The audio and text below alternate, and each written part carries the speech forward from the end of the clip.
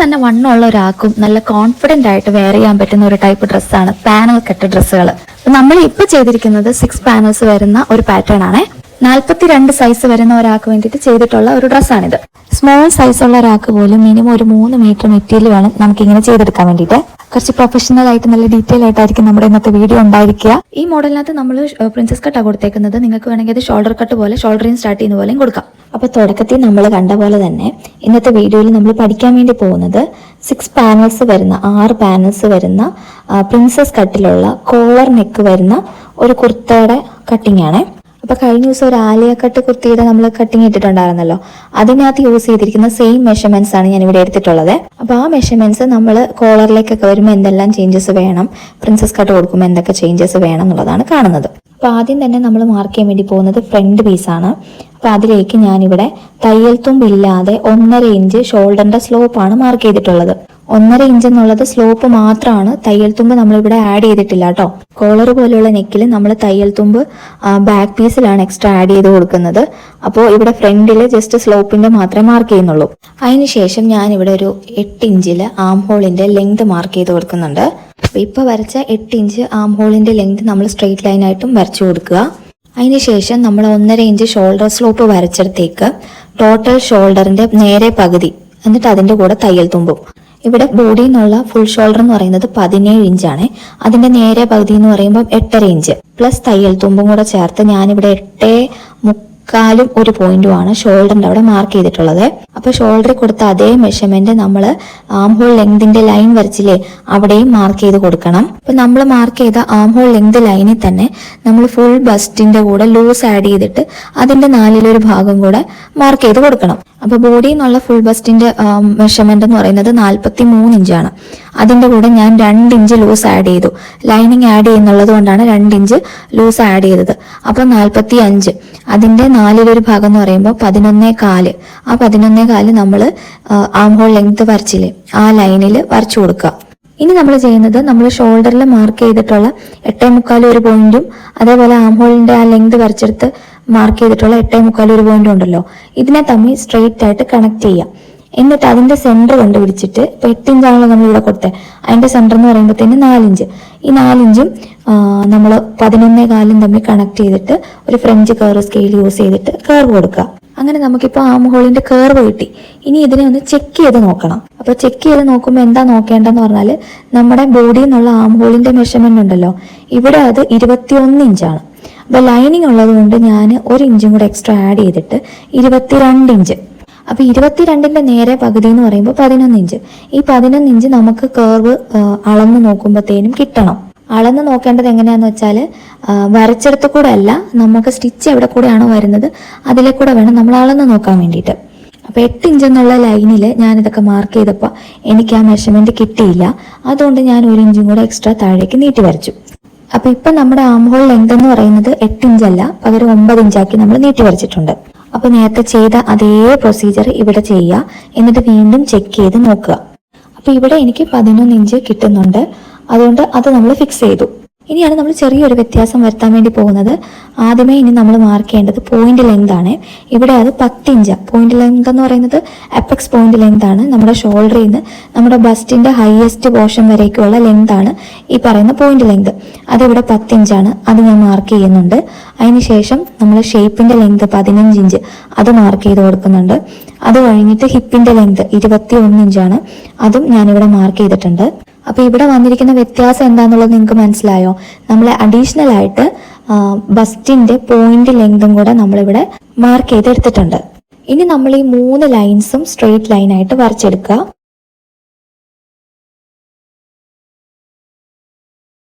ഇനി നമ്മൾ waste റൗണ്ടും hip റൗണ്ടും ഒക്കെ മാർക്ക് ചെയ്യണം. വേസ്റ്റ് റൗണ്ട് ഈ പറഞ്ഞ പോലെ ബോഡി എന്നുള്ള മെഷർമെന്റിന്റെ കൂടെ 2 ഇഞ്ച് ലൂസ് ആഡ് ചെയ്തിട്ട് അതിന്റെ 4/1 ഭാഗമാണ് മാർക്ക് ചെയ്യേണ്ടത്. അപ്പൊ ഇവിടെ ഞാൻ 10.25 മാർക്ക് ചെയ്യുന്നത്. ഹിപ്പിന്റെ മെഷർമെന്റ് ആയിട്ട് 13.25 മാർക്ക് ചെയ്യുന്നുണ്ട്. ഇനി നമ്മൾ ഈ മാർക്ക് ചെയ്തെടുത്തിട്ടുള്ള മെഷർമെന്റ്സ് എല്ലാം കൂടെ കണക്ട് ചെയ്തെടുക്കണം. നമ്മളിത് ഓരോരുത്തരുടെ ബോഡി ടൈപ്പ് നോക്കി വേണം, എങ്ങനെ വേണം കർവ് എടുക്കേണ്ടതെന്നൊക്കെ ഒന്ന് നോക്കി വേണം മാർക്ക് ചെയ്തെടുക്കാൻ വേണ്ടിയിട്ട്. അപ്പം ഞാൻ ബസ്റ്റും വേസ്റ്റും തമ്മിൽ മാർക്ക് ചെയ്തെടുത്തിട്ടുണ്ട്. അപ്പം നോർമലി ചെയ്യുമ്പോൾ നമുക്ക് ഇങ്ങനെ ചെയ്താൽ മതി. പക്ഷേ ഇവിടെ നമ്മൾ അഡീഷണൽ ആയിട്ട് ഒരു ടക്ക് ആഡ് ചെയ്ത് കൊടുക്കുന്നുണ്ട്. അപ്പം ഈ ഒരു മെഷർമെന്റ് മസ്റ്റ് ആണ്. എന്താന്ന് പറഞ്ഞാൽ നമുക്ക് ആ ഷേപ്പ് പ്രിൻസസ് കട്ടിലേക്ക് എത്തിക്കണമെങ്കിൽ ഈ ഒരു ടക്ക് അത്യാവശ്യമാണ്. അതിന് വേണ്ടിയിട്ട് വേസ്റ്റിൽ ഇപ്പം നമ്മൾ മാർക്ക് ചെയ്തിരിക്കുന്നതല്ലാതെ എക്സ്ട്രാ ഒരു 1/2 ഇഞ്ച് നമ്മൾ വേസ്റ്റിന്റെ അങ്ങോട്ടേക്ക് ടക്കിന് വേണ്ടിയിട്ട് എക്സ്ട്രാ കൊടുക്കുന്നുണ്ട്. ആ മാർക്കിങ് കൊടുത്ത ശേഷം നമുക്ക് ഈ പറഞ്ഞ പോലെ തന്നെ ബസ്റ്റിൽ നിന്ന് വേസ്റ്റിലേക്കും വേസ്റ്റിൽ നിന്ന് ഹിപ്പിലേക്കും ഒരു ഷേപ്പ് കൊടുക്കുക. അപ്പൊ ഇത് കഴിഞ്ഞ് കഴിഞ്ഞാൽ നമുക്ക് മാർക്ക് ചെയ്യേണ്ടത് പ്രിൻസസ് കട്ടിന്റെ ആ ഷേപ്പ് വരുത്താൻ വേണ്ടിയിട്ട് ഉള്ള മാർക്കിങ്ങുകളാണ്. അപ്പൊ അതിന് വേണ്ടിയിട്ട് നമ്മൾ ആ പോയിന്റ് ലെങ്ത് മാർക്ക് ചെയ്തല്ലോ, ആ പോയിന്റ് ലെങ്ത് മാർക്ക് ചെയ്യുന്നിടത്ത് നമ്മൾ ഒരു പോയിന്റിൽ നിന്നും മറ്റൊരു പോയിന്റ് വരയ്ക്കും, ഒരു അപ്പെക്സ് പോയിന്റിൽ നിന്നും മറ്റൊരു അപ്പെക്സ് പോയിന്റ് വരയ്ക്കുള്ള അകലം ഇവിടെ മാർക്ക് ചെയ്ത് കൊടുക്കണം. അപ്പൊ ഇവിടെ അത് ടോട്ടൽ ലെങ്ത് എന്ന് പറയുന്നത് 8 ഇഞ്ചാണ്. അതിന്റെ പകുതി എന്ന് പറയുമ്പോൾ 4 ഇഞ്ച്. ആ 4 ഇഞ്ച് ഞാൻ എവിടെയൊക്കെ മാർക്ക് ചെയ്തെന്ന് വെച്ചാൽ നമ്മൾ 10 ഇഞ്ച് ലെങ്ത് വരച്ചല്ലോ, അവിടെ മാർക്ക് ചെയ്തു. അതിനുശേഷം ഷേപ്പിന്റെ ലെങ്ത് നമ്മൾ വരച്ചില്ലേ 15 ഇഞ്ച്, അവിടെയും ഈ 4 ഇഞ്ച് മാർക്ക് ചെയ്തു. എന്നിട്ട് ആ 10 ഇഞ്ച് തുടങ്ങി 15 ഇഞ്ച് വരെയുള്ള ആ ഗ്യാപ്പ് ഉണ്ടല്ലോ 5 ഇഞ്ച്, ഇതേ മെഷർമെന്റ് ഞാൻ താഴേക്കും മാർക്ക് ചെയ്ത് കൊടുക്കുക. നമ്മൾ ആ ടക്ക് പിടിക്കത്തില്ലേ, സെയിം പരിപാടി തന്നെ. എന്നിട്ട് നമ്മൾ ആ സെന്ററില്ലേ ഷേപ്പിന്റെ 15 ഇഞ്ച് വന്നിടത്ത് നമ്മൾ 1/2 ഇഞ്ചാണല്ലോ ടക്കിന് വേണ്ടിയിട്ട് നമ്മൾ എടുത്തിരിക്കുന്നത്, അതിനെ ഈക്വലി ആക്കിയിട്ട് 1/4 ഇഞ്ച് ഒരു സൈഡിലും 1/4 ഇഞ്ച് മറ്റേ സൈഡിലുമായിട്ട് മാർക്ക് ചെയ്ത് കൊടുക്കുക. എന്നിട്ട് നമ്മൾ എങ്ങനെയാണോ ഒരു ടക്ക് നോർമലി വരച്ചെടുക്കുന്നത് അതുപോലെ തന്നെ വരച്ചെടുക്കുക. അപ്പൊ ഞാനത് പറഞ്ഞു കൊളാക്കുന്നതിനേക്കാളും നിങ്ങൾക്ക് കണ്ട് മനസ്സിലാക്കുന്നതായിരിക്കും ഒന്നും കൂടെ എളുപ്പം. ഇതിപ്പോ ഞാൻ മാർക്ക് ചെയ്തതുണ്ടല്ലോ, ഒരു സ്ട്രെയിറ്റ് സ്കെയിൽ യൂസ് ചെയ്തിട്ടില്ലേ. അതേസമയത്ത് ഇച്ചിരി ഷേപ്പുള്ള സ്കെയിൽ യൂസ് ചെയ്യുവാണെന്നുണ്ടെങ്കിൽ കുറച്ചുകൂടെ നല്ല ഭംഗിയിൽ നമുക്ക് ആ ടക്കിന്റെ ആ പ്ലേസ്മെന്റ് എടുക്കാൻ പറ്റും. ഇനി നമുക്ക് ആം ഹോളിന്റെ അവിടെ നിന്ന് ആ പ്രിൻസസ് കട്ടിന്റെ അങ്ങോട്ടേക്ക് ഷേപ്പ് ചെയ്ത് കൊടുക്കണമല്ലോ. അപ്പൊ അതിന് വേണ്ടിയിട്ട് ഫ്രണ്ട് അല്ലേ ഇതിപ്പോ നമ്മൾ മാർക്ക് ചെയ്തുകൊണ്ടിരിക്കുന്നത്. അപ്പോൾ ബാക്ക് ആം ഹോളിനേക്കാളും ഫ്രണ്ടിലേക്ക് കുഴിച്ചു വെട്ടേണ്ടതായിട്ടുണ്ട്. അപ്പൊ ഞാനിവിടെ ചെയ്യുന്നത് ആം ഹോൾ ലെങ്തിന്റെ സെന്റർ കണ്ടുപിടിച്ചിട്ട് അവിടെ നിന്ന് നമ്മൾ 1/4 ഇഞ്ച് ഉള്ളിലേക്ക് കുഴിച്ചു വെട്ടാനായിട്ടുള്ള ചെരിവ് കൊടുത്തിട്ട് ഷോൾഡറിൽ നിന്ന് താഴേക്ക് ആ ലൈനിനെ കണക്ട് ചെയ്തിട്ട് ചെരിച്ചൊരു ലൈൻ വരച്ചു കൊടുക്കുന്നുണ്ട്. എന്നിട്ട് ഫ്രഞ്ച് കർവ് സ്കെയിൽ യൂസ് ചെയ്തിട്ട് ഷേപ്പ് കൊടുത്ത് വരയ്ക്കുന്നു. അപ്പൊ നമുക്കിപ്പോൾ നമ്മുടെ ഫ്രണ്ട് ആം ഹോള് കിട്ടിയിട്ടുണ്ട്. ഇനി നമ്മൾ ചെയ്യേണ്ടത് ഫ്രണ്ട് ആം ഹോളിന്റെ ആ സെന്റർ ഉണ്ടല്ലോ, അവിടുന്ന് നമ്മുടെ പോയിന്റ് ലെങ്തിന്റെ സ്റ്റാർട്ടിങ് ഉണ്ടല്ലോ അങ്ങോട്ടേക്ക് ഒന്ന് സ്ട്രെയിറ്റ് ലൈൻ വരച്ചു കൊടുക്കുക. ഇനി നമ്മൾ ആം ഹോളിന്റെ അവിടുന്ന് ഈ പറഞ്ഞ ബസ്റ്റ് പോയിന്റിലേക്ക് ഒരു ചെറിയൊരു ടക്ക് പോലെ പിടിക്കണം. അപ്പൊ അതിനൊരു ഷേപ്പുള്ള സ്കെയിൽ യൂസ് ചെയ്തിട്ട് ആ പ്രിൻസസ് കട്ടിന്റെ ആ ഷേപ്പില്ലേ അത് വരുന്ന പോലെ നമ്മൾ സ്കെയിലിനെ അഡ്ജസ്റ്റ് ചെയ്ത് വെച്ചിട്ട് ഒരു ലൈൻ വരച്ചു കൊടുക്കുക. അതിനുശേഷം നമ്മൾ ഇപ്പുറത്തെ ലൈനിലും ഒന്ന് കേർവ് ചെയ്ത് കൊടുത്ത് ഷാർപ്പായിട്ട് നിൽക്കാതെ ഒന്ന് ലൈറ്റായിട്ട് കേർവ് ചെയ്ത് വരച്ചെടുക്കണേ. അപ്പൊ ഈ ടക്കിന്റെ ഗ്യാപ്പ് എന്ന് പറയുന്നത് ഒരു 1/2 ഇഞ്ചിനേക്കാളും താഴെ മതി കേട്ടോ. അപ്പൊ അതിങ്ങനെ സ്ട്രെയിറ്റ് ആയിട്ട് വരാതെ ലൈറ്റായിട്ട് ഒന്ന് കേർവ് ചെയ്ത് കൊടുക്കുന്നതായിരിക്കും നല്ലത്. ആ പോയിന്റ് ഒക്കെ വരുന്നില്ലേ, ആ ഭാഗമൊക്കെ ഇങ്ങനെ കോർത്ത് നിൽക്കാതെ ഒരു കേർവ് പോലെ വരച്ചെടുക്കണം. അപ്പൊ അവിടെ വരെയുള്ള ആ ഷേപ്പിന്റെ ഒരു മാർക്കിങ് കഴിഞ്ഞിട്ടുണ്ട്. ഇനി നമുക്ക് നെക്കിന്റെ മാർക്കിങ്ങിലേക്ക് വരാം. 3.5 ഇഞ്ചാണ് ഇവിടെ മിനിമം നെക്ക് വൈഡ് എന്ന് പറയുന്നത്. അപ്പൊ അത് നമ്മളിവിടെ മാർക്ക് ചെയ്ത് കൊടുക്കുക. എവിടെ വേണം മാർക്ക് ചെയ്യാനെന്ന് വെച്ച് കഴിഞ്ഞാൽ ഏറ്റവും മുകളിൽ വേണം അത് മാർക്ക് ചെയ്ത് കൊടുക്കാൻ വേണ്ടിയിട്ട്. 1.5 ഇഞ്ച് സ്ലോപ്പ് ലൈൻ കൊടുത്തില്ലേ, അവിടെയല്ല, മുകളിൽ വേണം മാർക്ക് ചെയ്ത് കൊടുക്കാൻ വേണ്ടിയിട്ട്. അപ്പൊ ഇതൊരു ക്ലോസ് ആയിട്ടുള്ള കോളർ നെക്ക് ആയതുകൊണ്ട് തന്നെ 3.5 ഇഞ്ച് തന്നെ ഞാൻ കൊടുക്കുന്നുണ്ട്, വൈഡ് കൂട്ടി കൊടുക്കുന്നില്ല. അതിനുശേഷം ഈ 3.5യും ഷോൾഡറിന്റെ ആ സ്ലോപ്പ് അവസാനിക്കുന്ന ഷോൾഡർ ആ ഭാഗം ഉണ്ടല്ലോ അതും തമ്മിൽ ചെരിച്ച് സ്ലോപ്പ് വരച്ചു കൊടുക്കുന്നുണ്ട്. അപ്പൊ ഇനി നമ്മൾ ഏറ്റവും ടോട്ടൽ ലെങ്ത് ഒന്ന് മാർക്ക് ചെയ്യുന്നുണ്ട്. ഈ സൈഡിൽ കാണുന്ന മെഷർമെന്റ് ഒന്നും നിങ്ങൾ കാര്യമാക്കരുത്. എന്താന്ന് വെച്ചാൽ ഞാൻ ഓൾറെഡി അത് വീഡിയോ പോലെ എടുത്തു, പക്ഷെ എനിക്ക് അതിന്റെ ഫുട്ടേജ് കിട്ടിയില്ല. അതുകൊണ്ട് ഞാൻ രണ്ടാമത് എടുത്തതാണ് ഈ കാണുന്ന വീഡിയോ. അപ്പൊ നമ്മൾ ടോട്ടൽ ലെങ്ത് എത്രയാണോ ആവശ്യമായിട്ടുള്ളത് അത് ഇവിടെ മാർക്ക് ചെയ്തെടുക്കുക. എനിക്കിവിടെ 50 ഇഞ്ചാണ് വേണ്ടത്. അപ്പൊ ആ 50 ഇഞ്ച് ഞാനിവിടെ മാർക്ക് ചെയ്തെടുക്കുന്നുണ്ട്. അപ്പൊ ഏറ്റവും താഴത്തെ ബോട്ടം ലൈനില് ബോട്ടം വിഡ്ത്ത് ആയിട്ട് നമ്മൾ മാർക്ക് ചെയ്യേണ്ടത് നമ്മുടെ ഹിപ്പ് ലൈനിനേക്കാളും ഹിപ്പിന്റെ വണ്ണത്തെക്കാളും 1 ഇഞ്ചും കൂടെ കൂട്ടി വേണം മാർക്ക് ചെയ്യാനായിട്ട്. അപ്പൊ ഇത് നമ്മുടെ നോർമൽ സ്ലിറ്റ് ടോപ്പ് ഒക്കെ മാർക്ക് ചെയ്യുന്ന പോലെ തന്നെ ഉള്ളൂ. വ്യത്യാസം എന്ന് പറയുന്നത് താഴേക്ക് 1 ഇഞ്ച് നമ്മൾ കൂട്ടി കൊടുക്കുന്നുണ്ട്. സ്ട്രെയിറ്റ് കട്ട് കൊടുക്കാതെ ഒരു എ പോലെ കിട്ടാൻ വേണ്ടിയിട്ട് 1 ഇഞ്ച് നമ്മൾ കൂട്ടി കൊടുക്കുന്നുണ്ട്. അതിനുശേഷം എന്താ ചെയ്തതെന്ന് വെച്ചാൽ ഇതിങ്ങനെ കൂർത്ത് നിൽക്കാതിരിക്കാൻ വേണ്ടിയിട്ട് നമ്മളൊരു കേർവും കൂടെ കൊടുത്തിട്ടുണ്ട്. ഇത്രയും ലൈൻസ് ഉള്ളതുകൊണ്ട് മേ ബി നിങ്ങൾക്ക് ഒരു കൺഫ്യൂഷൻ വരാൻ ചാൻസ് ഉണ്ട്. പക്ഷെ പറയുന്ന കാര്യമായിട്ട് നോക്കുവാണെങ്കിൽ നിങ്ങൾക്കത് അത്രയും കൺഫ്യൂസ്ഡ് ആവാതിരിക്കും. പ്രത്യേകിച്ച് ഒന്നുമില്ല, ജസ്റ്റ് ആ ഹിപ്പിന്റെ മെഷർമെന്റിനേക്കാളും താഴേക്ക് ടോട്ടൽ ലെങ്തിന്റെ അവിടെ 1 ഇഞ്ച് എക്സ്ട്രാ ആഡ് ചെയ്തിട്ട് ചെരിച്ച് ഹിപ്പിൽ നിന്ന് താഴേക്ക് ചെരിച്ച് ലൈൻ കൊടുക്കുക. എന്നിട്ട് എ ലൈനൊക്കെ നമ്മൾ കട്ട് ചെയ്യുന്ന പോലെ തന്നെ ഒരു ചെറിയ കർവും കൂടെ കൊടുക്കുക. അപ്പൊ ഇനി നമുക്ക് താഴേക്കുള്ള പാനൽസിനെ സെപ്പറേറ്റ് ചെയ്തെടുക്കുകയാണ് വേണ്ടത്. അപ്പൊ അതിന് വേണ്ടിയിട്ട് നമ്മൾ ആ ടക്ക് വരച്ചിട്ടുണ്ടല്ലോ, ആ ടക്ക് വരച്ചതിന്റെ ഒരു സൈഡിൽ നിന്ന് ഇങ്ങോട്ടേക്ക് ഷേപ്പ് പിടിച്ച് വെച്ചിട്ട് താഴേക്കൊന്ന് ഒരു 2-2.5 ഇഞ്ച് വരേക്കും താഴേക്ക് ആ ഷേപ്പിൽ കൊണ്ടുവരിക. അപ്പൊ ഈ ഒരു ഗ്യാപ്പ് എന്ന് പറയുന്നത് ഓൾമോസ്റ്റ് ഒരു 4.5 ഇഞ്ചോളം ഉണ്ട്. അപ്പൊ നമ്മൾ മാർക്ക് ചെയ്തെടുത്തോണ്ട് ഇങ്ങനെ ഷേപ്പിന് പോകുമ്പോൾ ഒരു 1/2 ഇഞ്ച് കയറ്റി വെച്ചാൽ മതി നിങ്ങളുടെ മെഷർമെന്റിനനുസരിച്ച്. അപ്പൊ നമ്മൾ മേളിൽ മെഷർ ചെയ്ത 4.5യുടെ കൂടെ ഓൾമോസ്റ്റ് ഒരു 1 ഇഞ്ചും കൂടെ ആഡ് ചെയ്തിട്ട് ഒരു 5.5 എന്നുള്ളിടത്ത് താഴെ, അതായത് ഫോൾഡ് വരുന്നിടത്തല്ല ഓപ്പോസിറ്റ് സൈഡിൽ നമ്മൾ 5.5 മാർക്ക് ചെയ്ത് കൊടുക്കുക. എന്നിട്ട് നമ്മൾ ഈ 2 ലൈൻസിനെ തമ്മിൽ കണക്ട് ചെയ്ത് വരയ്ക്കണം. അതായത് വേസ്റ്റിന്റെ അവിടെ നിന്ന് ഏറ്റവും താഴത്തെ ആ ബോട്ടത്തിന്റെ ഇപ്പം നമ്മൾ മാർക്ക് ചെയ്തില്ലേ, ആ ലൈനിലേക്ക് നമ്മൾ സ്ട്രെയിറ്റ് ലൈനായിട്ട് കണക്ട് ചെയ്ത് വരച്ചു കൊടുക്കുക.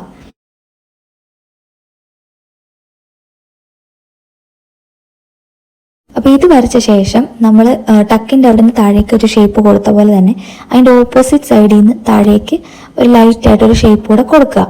അപ്പൊ മുന്നേ നമ്മളൊരു ലൈൻ വരച്ചു വിട്ടില്ലേ, ചെരിച്ചൊരു ലൈൻ താഴേക്ക് വരച്ചു വിട്ടില്ലേ, ആ ലൈനിനേക്കാളും ഒരു 1/2 ഇഞ്ച് ഇപ്പുറത്തേക്ക് മാറി ആ ഷേപ്പ് വന്ന് നിൽക്കുന്ന പോലെ വരച്ചു കൊടുക്കുക. എന്നിട്ടുണ്ടല്ലോ ഒരു ടേപ്പ് വെച്ചിട്ട് നമ്മൾ ആ സൈഡിലേക്ക് ചെരിച്ച് മാർക്ക് ചെയ്ത പോലെ തന്നെ ഒരു പൊടിക്ക് ഇങ്ങോട്ടേക്കും ചെരിച്ച് മാർക്ക് ചെയ്യാം. അപ്പൊ അതിന്റെ മെഷർമെന്റ് എങ്ങനെ വരുമെന്ന് ചോദിച്ചാൽ നമ്മൾ അപ്പെക്സ് പോയിന്റ് ഒരു 4 ഇഞ്ച് പറഞ്ഞില്ലേ, apex to apex gap 4 inch പറഞ്ഞില്ലേ, അപ്പൊ ഇവിടുത്തെ ഗ്യാപ്പ് ഒരു 3 ഒക്കെ മതി. അപ്പൊ നിങ്ങൾക്ക് വീഡിയോ കാണുമ്പോഴത്തേനും ഞാൻ പറയുന്ന കാര്യം മനസ്സിലാവുന്നുണ്ടായിരിക്കും. അപ്പൊ താഴെ ആ 3 മാർക്ക് ചെയ്തിട്ട് ഈ ലൈൻസിനെ തമ്മിൽ നമ്മൾ കണക്ട് ചെയ്ത് കൊടുക്കണം.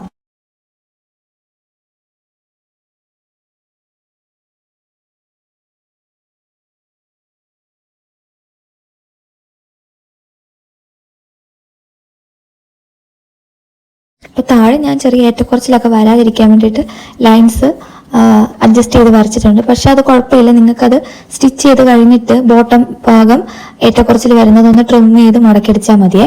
പിന്നെ നമ്മളിത് കട്ട് ചെയ്യാൻ വേണ്ടി പോവാണ്. അപ്പോൾ ഫ്രണ്ടും ബാക്കും സെപ്പറേറ്റ് കട്ട് ചെയ്യാൻ നിങ്ങൾക്ക് ഓപ്ഷൻ ഉണ്ട് എന്നുണ്ടെങ്കിൽ അതായിരിക്കും നല്ലത്.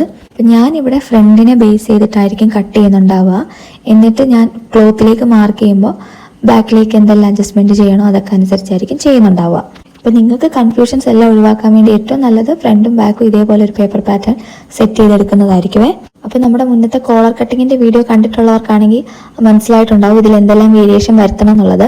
അതായത് ഷോൾഡറിന്റെ സ്ലോപ്പ് അവസാനിക്കുന്നുണ്ടല്ലോ, അവിടെ നിന്ന് 1 ഇഞ്ച് കൂടുതലായിരിക്കണം ബാക്കിന്റെ പീസ് എടുക്കുമ്പോഴത്തേന്.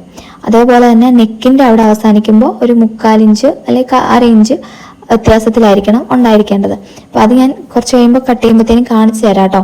അപ്പൊ ഇവിടെ ഞാൻ ബാക്ക് ആം ഹോളിന്റെ അനുസരിച്ച് ആദ്യമേ വെട്ടി, ഇനി ഞാൻ സൈഡിൽ നിന്ന് കട്ട് ചെയ്ത് മാറ്റുവാണ്. അപ്പൊ ഞാൻ സൈഡിൽ തയ്യൽ തുമ്പ് ആഡ് ചെയ്തിട്ടില്ല കേട്ടോ.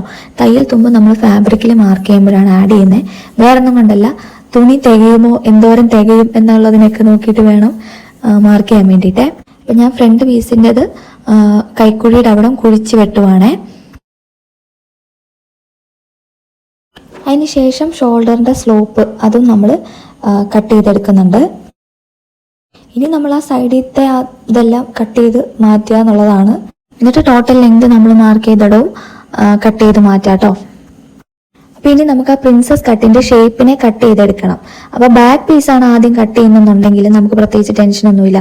ജസ്റ്റ് ആ ഷേപ്പ് അനുസരിച്ച് ഒന്ന് കട്ട് ചെയ്ത് കൊണ്ടുവരിക. അതായത് ആം ഹോളിന്റെ അവിടെ നിന്ന് പോയിന്റ് വരേക്കും ദേ കാണിക്കുന്ന പോലെ ജസ്റ്റ് സ്ട്രെയിറ്റ് ആയിട്ട് കട്ട് ചെയ്ത് കൊണ്ടുവരിക. എന്നിട്ട് അവിടുന്ന് താഴേക്ക് നമ്മൾ ടക്ക് കൊടുത്തല്ലോ, അപ്പൊ ആ ടക്കിന്റെ ആ ഏരിയ നമ്മൾ കുറയ്ക്കണം. അപ്പൊ ആദ്യമേ ഒരു സൈഡിൽ നിന്ന് കട്ട് ചെയ്ത് താഴേക്ക് ഫസ്റ്റത്തെ ആ ഫോൾഡ് വരുന്ന ആ ഭാഗത്തെ ഫസ്റ്റ് പാനല് നമ്മൾ സ്ട്രെയിറ്റ് ആയിട്ട് കട്ട് ചെയ്ത് എടുക്കുക. അപ്പൊ വീഡിയോ നിങ്ങൾ ശ്രദ്ധിച്ച് നോക്കി മനസ്സിലാക്കി അതേപോലെ കട്ട് ചെയ്യാൻ വേണ്ടി ശ്രമിക്കുക കേട്ടോ.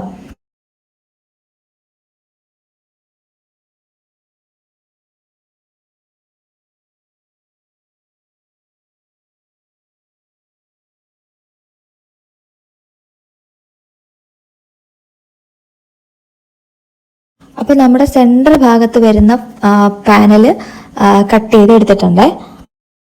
അപ്പൊ ഇതൊരു ബാക്ക് പീസ് പാനലാണെന്ന് വിചാരിക്കുക. അപ്പൊ എന്തെല്ലാം വേരിയേഷൻ അതിനകത്ത് വരുത്തേണ്ടത്? ഒന്ന് ആം ഹോൾ കുഴിച്ചു വെട്ടേണ്ട കാര്യമില്ല, പകരം ഷോൾഡർ മുകളിലേക്ക് കൂട്ടി കൊടുക്കണം. പിന്നെ ഈ സെയിം കട്ടിങ് ആം ഹോളിന്റെ അവിടെ നിന്ന് താഴെ വരേക്കും കൊടുക്കുക. ഇനി നമ്മുടെ സൈഡിലത്തെ പാനലിൽ ആ ഡാർട്ട്, ടക്കിന്റെ ആ ഡാർട്ട് കണ്ടില്ലേ, അതിനെയും കൂടെ നമ്മൾ കട്ട് ചെയ്ത് ഒഴിവാക്കണം. അപ്പൊ ഫ്രണ്ട് പീസ് നമ്മൾ കട്ട് ചെയ്യുമ്പോഴത്തേനും ഈ കാണുന്ന അതായത് ആം ഹോളിന്റെ അവിടെ കാണുന്ന ആ കർവില്ലേ, ഇത് നമ്മൾ കട്ട് ചെയ്ത് ഒഴിവാക്കണം. ഏതാ ഫ്രണ്ട് കട്ട് ചെയ്യുമ്പോൾ. പക്ഷെ ബാക്ക് കട്ട് ചെയ്യുമ്പോഴത്തേനും അത് ചെയ്യണ്ട. ബാക്കിൽ നമ്മൾ ആ ടക്കിന്റെ ആ ഏരിയ മാത്രം കട്ട് ചെയ്ത് ഒഴിവാക്കിയാൽ മതിയേ. ഇപ്പൊ സത്യം പറയുകയാണെങ്കിൽ ഇത് ഇച്ചിരി മെനക്കെട്ട പണി തന്നെയാണ്. പക്ഷെ ഇതിന്റെ ഔട്ട്കം എന്ന് പറയുന്നത് നല്ല ഭംഗിയാണ് കേട്ടോ. അപ്പൊ ഇനി നമുക്ക് ചെയ്യേണ്ട ഒരു ഇമ്പോർട്ടന്റ് ആയിട്ടുള്ള കാര്യം എന്ന് പറയുന്നത് ഫ്ലെയറിനെ കൂട്ടി കൊടുക്കണം. ഓക്കെ, ജസ്റ്റ് ഇത്രയും മാത്രം ചെയ്ത് ഒരു പാനൽ അടിച്ച് കയറ്റുക എന്ന് പറയുമ്പോഴത്തേന് ഫ്ലെയർ അത്രയും കിട്ടത്തില്ല. അപ്പൊ സൈഡിലേക്ക് നമുക്ക് ഫ്ലെയർ ആഡ് ചെയ്ത് കൊടുക്കേണ്ടതായിട്ടുണ്ട്. അപ്പൊ ആ ഫ്ലെയറിന്റെ എക്സ്റ്റൻഷൻ മാർക്ക് ചെയ്യുന്നതിന് വേണ്ടിയിട്ട് ഇതേപോലെ ഒരു പീസ് പേപ്പറും കൂടെ എടുത്തിട്ടുണ്ട്. ഞാൻ ചാർട്ട് പേപ്പർ ആണ് കേട്ടോ ഇത്. എന്നിട്ട് ഈ പീസിനെ നമ്മളിപ്പോ കട്ട് ചെയ്ത് മാറ്റിയില്ലേ സെന്റർ പീസ്, അതിന്റെ താഴെ വശത്തേക്ക് ഒട്ടിച്ചെടുക്കണം. അപ്പൊ നമ്മുടെ സെന്റർ പീസിന്റെ സൈഡിലേക്ക് നമ്മൾ ഇതുപോലെ എക്സ്റ്റൻഷന് വേണ്ടിയിട്ട് ഒരു പേപ്പർ അറ്റാച്ച് ചെയ്തെടുത്തിട്ടുണ്ടല്ലോ, ഒട്ടിച്ചെടുത്തിട്ടുണ്ട്. എന്നിട്ട് ഇതിലേക്ക് ഇപ്പൊ നിങ്ങൾക്ക് കാണുന്നുണ്ടായിരുന്നു ഒരു ട്രയാങ്കിൾ പോലെ ഒരു പീസ് കണ്ടില്ലേ സെന്ററിൽ. ഇത് സെയിം ടു സെയിം ആയിട്ട് നമ്മൾ അപ്പുറത്തെ ക്ലോത്തിലല്ല പേപ്പറിൽ മാർക്ക് ചെയ്തെടുക്കണം. അപ്പൊ ഈ ട്രയാങ്കിൾ പീസ് ഓൾറെഡി നമ്മൾ ആ സൈഡിലത്തേന് വരച്ചിട്ടുണ്ടായിരുന്നതാണ്. അത് സെയിം ടു സെയിം ആയിട്ട് ഇപ്പുറത്തെ സൈഡിലേക്കും കൂടെ മാർക്ക് ചെയ്തെടുക്കുന്നു എന്നുള്ളതേ ഉള്ളൂ വ്യത്യാസം. ഇങ്ങനെ നമ്മൾ ചെയ്തെങ്കിൽ മാത്രമേ നമ്മൾ ഉദ്ദേശിക്കുന്ന പോലെ ഒരു ഫ്ലെയർ നമുക്ക് കിട്ടുള്ളൂ. അല്ലെങ്കിൽ ജസ്റ്റ് ഏലയും പോലൊക്കെ തന്നെ കിടക്കത്തേ ഉള്ളേ. അപ്പൊ പാനൽ കട്ട് നല്ല രസമാണല്ലോ ഇട്ട് കഴിയുമ്പോഴത്തേനും. അപ്പൊ അതിന്റെ സ്റ്റിച്ചിങ് കോസ്റ്റ് ചോദിക്കുമ്പോഴത്തേനും നമ്മളത് പറയുമ്പോൾ ചിലർക്കൊക്കെ അതൊരു മുഖം ചുളിക്കുന്ന കാര്യമാണ്. പക്ഷെ ഇത്രയും എഫേർട്ട് ഉണ്ടെന്ന് അവർക്ക് ഒരു പക്ഷെ പറഞ്ഞാൽ മനസ്സിലാവുന്നുണ്ടാവണമെന്നില്ല. തട്ടിക്കൂട്ടി പരിപാടികളൊക്കെ നമുക്ക് ഇഷ്ടം പോലെ വേണമെങ്കിൽ ചെയ്യാം.